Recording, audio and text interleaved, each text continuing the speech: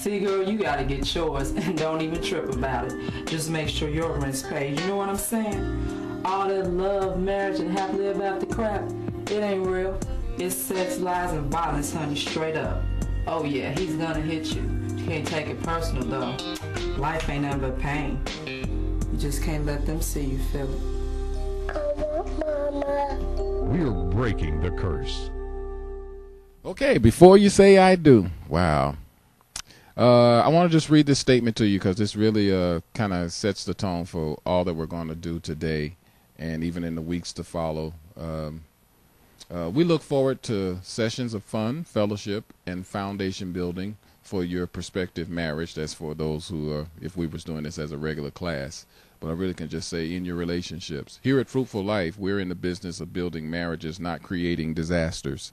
That we make that statement because there are pastors and ministers and people who will just for the fee, if you pay me the money, we'll marry you. And we will absolutely never do that because it is so important that you understand the dynamics of human relationship, how people interact, things that you still need to know about yourself, unrealistic expectations that you don't even know that you have. As we're going, and even baggage, and some of the things that you have been taught that are destructive to having a healthy relationship. Yeah. So these are some of the things we're going to cover. We're going to talk about what's called the circle of contentment. Doctors Clarence and Giola Walker from Philadelphia, actually they live in Delaware now, Delaware County area.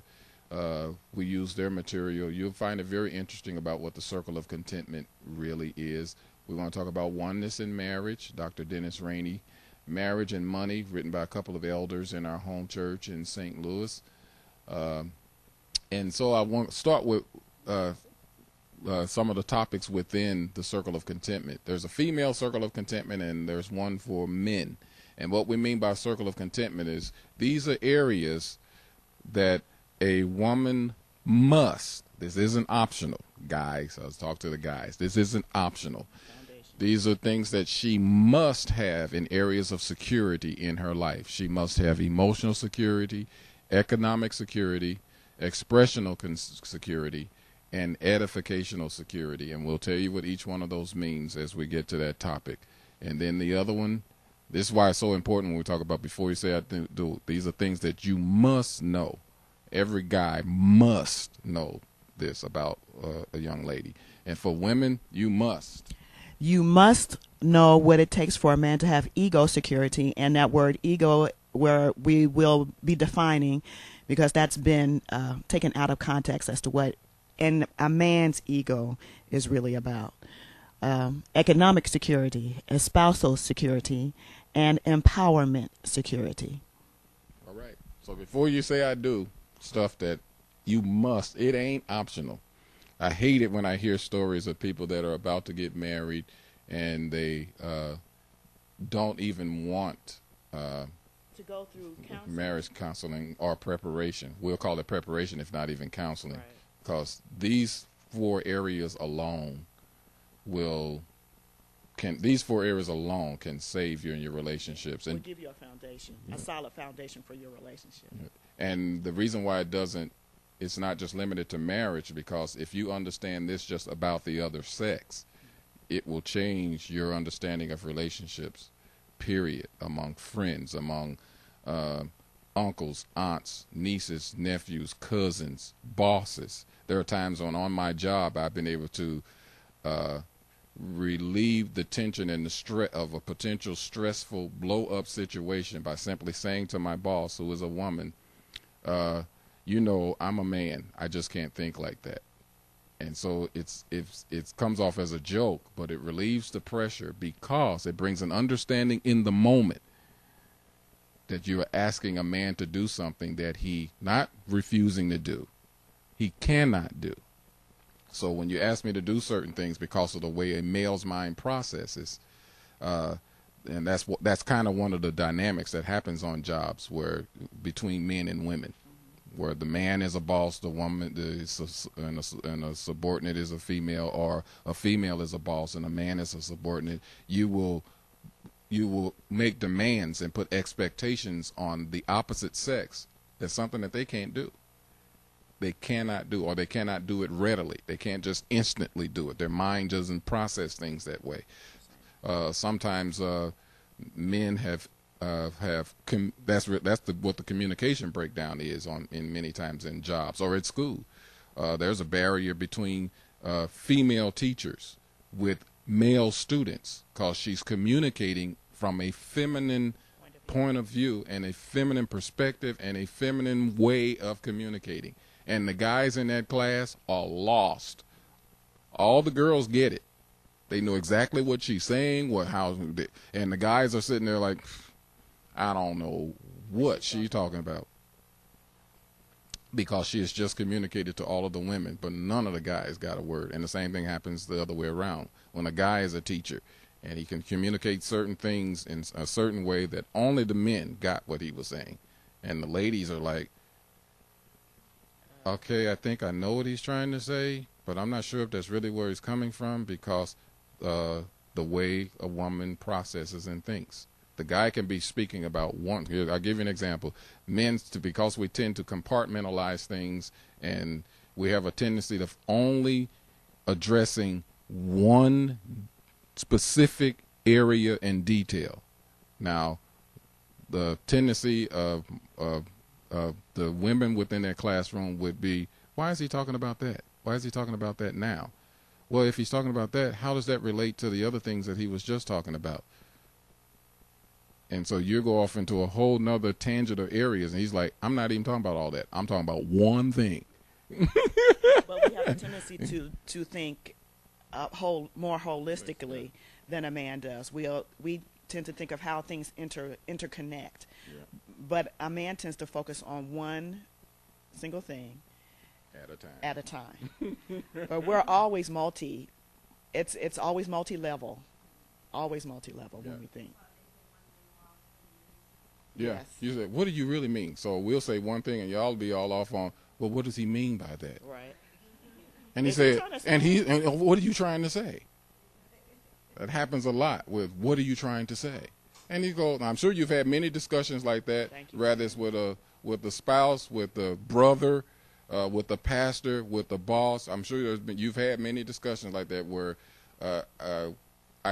you'll say something, he'll say something, and you'll say, what do you mean by that? Something as simple as we can walk in and say, you look very nice today. And your tendency of your thought will be, so I didn't look nice yesterday? And guys will go, what? I didn't say all of that. All I said was you look nice today. Well, what I've learned to do is not to say today, just simply to say you look nice. Because if I say today, what was wrong with me yesterday? Because you didn't say anything yesterday. And guys are now all on right now. They're going, oh man, I got to go through all of that. I would have to say she looks nice every day. That's it.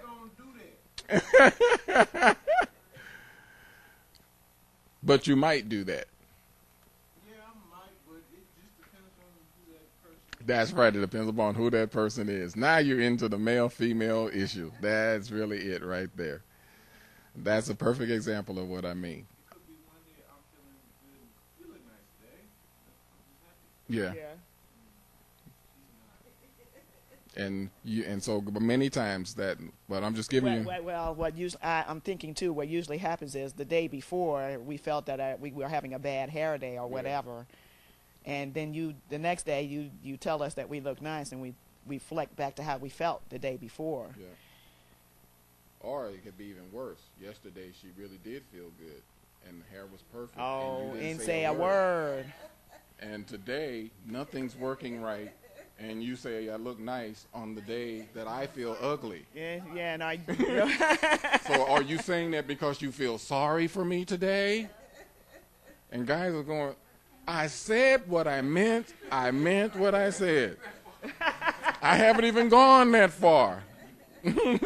That's a big understanding for you to have. So think about that. Now that's just happening maybe in casual relationships. Right. So think about the conflict that starts happening once you get to where it's happening between a brother and a sister, between a husband and a wife, where the relationships are a lot closer, and you have those kinds of conflict. That's why we said before you talk about marriage, this is stuff you really have to know and understand. So you don't waste time having petty arguments. Yeah. Wasting time. About fighting over something It's not even the issue. Yeah. It has nothing to do with how I feel about you. Yeah. Because in that scenario, for instance, ladies, the real issue there is about how you were feeling, not about what he said and what he didn't say. It was about how you were feeling. And those are the kinds of battles that you find yourself in. And for men, it's about learning how to be more sensitive, be more aware of, I call it, your surroundings. Because we are so focused, there's a whole lot. It's terrible, as bad as it is to say, there's a whole lot we don't see. We don't see how your hair was the day before, and we don't see, and for some reason, some days we can focus, and we did see it. Because you came into the line of focus. Remember my example about how I said men see in a certain spotlight, and we only see what falls into the spotlight? Well, certain days you fall in the spotlight. So you go, well, how can one day you knew every single detail of what I did and said, but the next day you don't have a clue? That's because the next day you didn't fall in the spotlight. I looked at you, but I didn't see you. How dare you say that? You looked at me but didn't see me. That's just the truth. It's just the truth. It wasn't personal. It wasn't personal. Because what was in focus that day was bills or the job, something at the boss, a long list of scheduled things I got to do. That was what was in focus all day long. And so even though I saw you, I didn't see you. So like what Krista says is a perfect example. Next day, I'm feeling great. I'm not worrying about all that stuff. So guess what's in focus? People are in focus today. And so I saw you today. So I said, you look nice. And you, well, what about yesterday? Well, you wasn't in focus. What do you mean by I wasn't in focus yesterday? So it just turns into a whole nother issue. Think about me during yeah. Well, no, it's not that I don't think about you. It's just I was thinking about all the bills and the things they've got to take care of, and I want you to be happy. So that's how I was thinking about you. I was thinking about you from the standpoint of being responsible to take care of everything.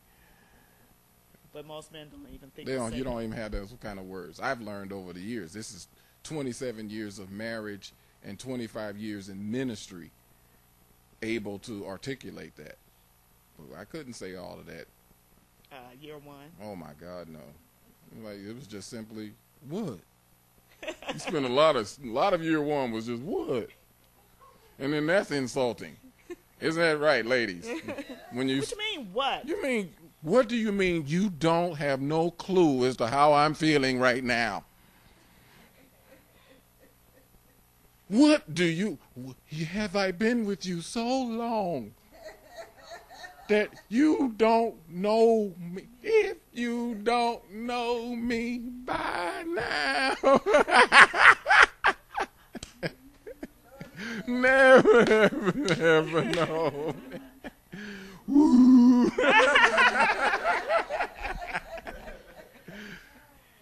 But this is real, y'all. That's how it is. That's really how it is.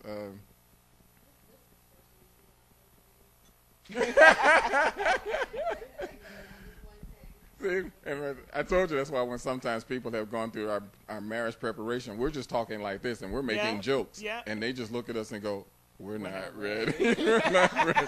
We're not ready to get married because I have never in my life thought about all these dynamics that are going on just between men and women before we even get personal. Yeah.